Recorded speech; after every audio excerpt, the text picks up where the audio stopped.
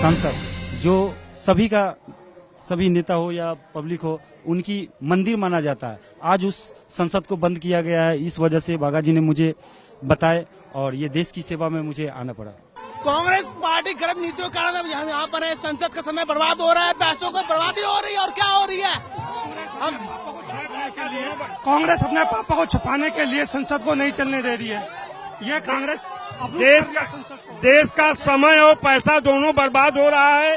संसद चलना चाहिए जिससे कानून बने, देश की जनता को उसका लाभ मिले।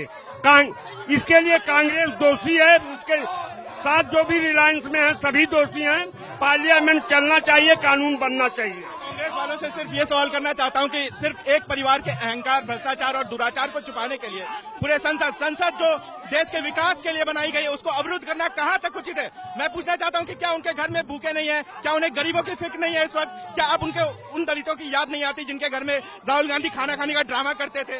जीएसटी बिल रोक रखा है, बोनस बिल रोक रखा है। किस हैसियत से ये कहते हैं कि ये गरीबों की सरकार थी? 60 साल से लूट रहे थे और अब जब सत्ता से बाहर फेंक दी गए तब भी देश को लूटने का ही काम करते हैं। हर बार कहा जाता है संसद के अंदर कि बीजेपी काम करने नहीं दे रही, बीजेपी हमें काम नहीं करने दे रही। अरे काम करने के लिए हाथ पैर चलाने पड़ते हैं, हाथ पैर चलाने पड़ते हैं। बैठे बैठे बोले जो माँ बेटी की सरकार ने इतने साल हमारे लूटा है, हमारे को सीधा साधा लूटा है। संसद जो है विचारों को विमर्श करने के लिए, वहाँ पे परिवार के लिए नहीं है, ये देश के जो विकास है उसके लिए है। मैं चाहती हूँ कि हमारा ये सत्र कंटिन्यू हो, देशवासियों को इसके फायदा पहुँचे।